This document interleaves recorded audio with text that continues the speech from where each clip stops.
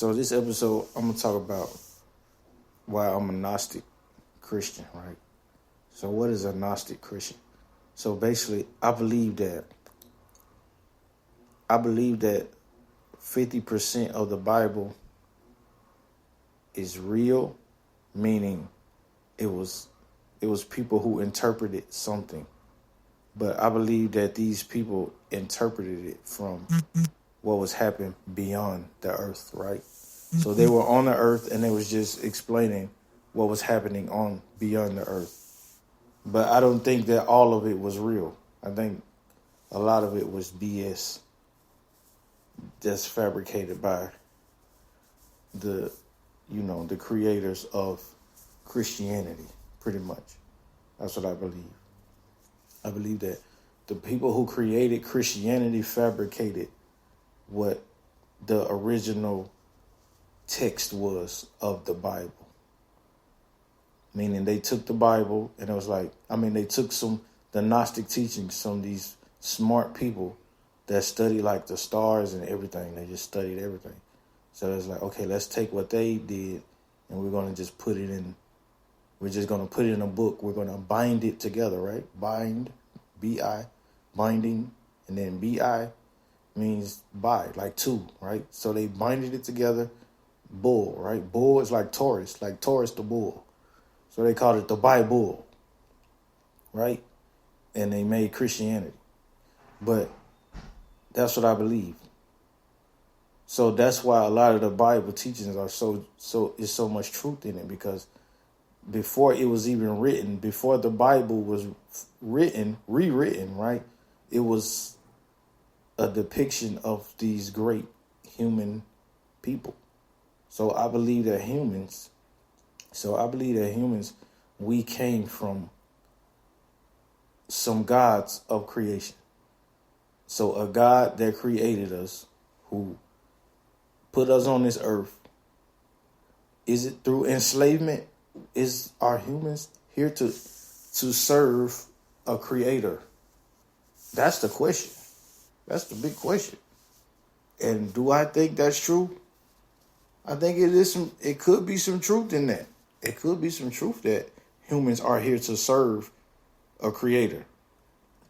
Because why else would we be here? Our life is pretty pointless. We just work hard to make money. Right? So even if you look at the Vatican flag, it's gold and silver, right? With a key. Right? So that's who runs the world. If the Vatican flag is gold and silver, and then they have a key, and humans, we're literally like gold and silver getters while we're on this earth. Because everybody's like, oh, get gold and get silver, and then they have the key to that, right?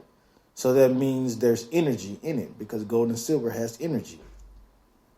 So that maybe the Vatican has the key to the energy, which would be the controller of the universe, right? Because energy is everything. Even when you die, energy is released.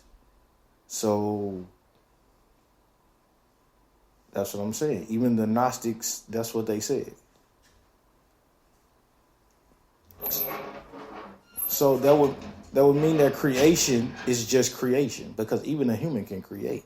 We can create with our mind. And even when we sleep, we create more than even when we're awake. Right? So that means that death could be more creative than life, because you can only create so much while you're alive. Even when you sleep, you're way creative than when you're awake, because you go to a totally different realm when you sleep. It's like your third eye opens. So these two eyes don't really mean anything. They can the two eyes in your brain, on your face, can only manifest what it sees on this earth. That's it. It can't see anything else. And the only thing that it can see is what's interpreted by the brain. So if someone goes to sleep, or if somebody witnesses something where they're dead and they come back and they draw it on a board or on a wall, you can see that now through your two eyes. But you could never see it without that person dying or dreaming, right? You couldn't see it because that eye, these two eyes don't see that eye, right? So that would mean that energy is more powerful than humans. So that would mean that humans would have to come from energy, right? Because even when we're dead, we're still energy. Energy doesn't leave. Energy doesn't leave. Even when you die, it's still there. So it had to be there before you was even alive, right? Right? So even when you think about creation, so that brings a new realm of creation. It gives you a new thought of creation, right? So would that make a creator to be worshipped? Does that mean that a creator is meant to be good, right? Because we would say, oh, God is good, right? We say God is good. But who is it to say that what created us is good? Let's say I'm evil right now, right? I'm saying I'm evil. And then I have a child, right? Now, should that child worship me? Because I created it, right? Because I did create it, right? I have the power to create, just like what created me. But that doesn't mean what created you is good. That just means it created you. It could have created you to serve it. So it was like, oh, I created this whole solar system and I need something to serve me. So, oh, let me make an earth and I'm going to put some humans on it and some minerals that's energy so they can give me more energy. And then they created a system on this earth where humans give it energy. Now, tell me a reason that that's not something that's more real than what's in the Bible. Because there is no reason. Because even the Bible could be what's being used to control your energy. They could be like, okay, I'm going to make a religion. I'm going to make Muslim. I'm going to make Christianity. I'm going to make Buddha. I'm going to make whatever. And then I'm going to make all these humans worship this so they can give me their energy. But I'm over everything. I'm over Saturn. I'm over Venus. I'm over Earth. I'm over everything. The Earth is just for you because you need water. And if I get rid of water on the Earth, you'll die because I control you. Right? Who is it to say that that's not doable? Because what created you have the power to create. So they can create anything. But you can't create anything because you are just a human. But you have the power of creation as a human. Because what created the God that created you had that same power, right? But maybe the God that created you rebelled against other gods. So let's just say that God that created you was like, oh no, I don't want to be in your universe. I'm going to make my own. And I'm going to create these little humans out of the same thing that you are like. But they're not going to be as powerful as you. I'm just going to make them like you, who is powerful, but I'm going to take away what they can do. So they can't go out in space without dying. They can't fly to Saturn without dying.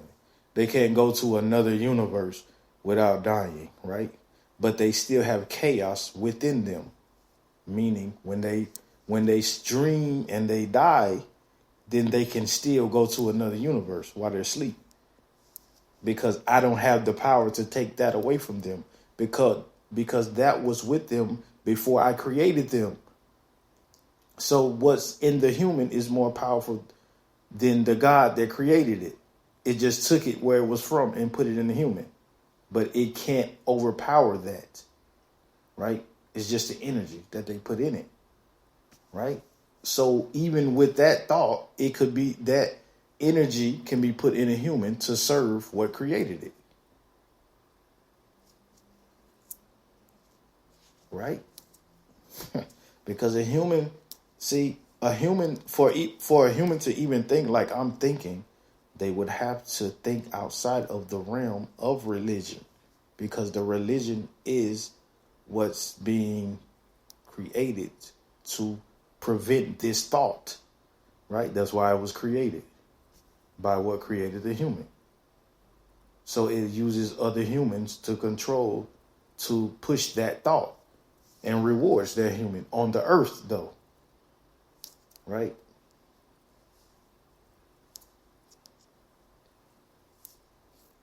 Gold, silver, key.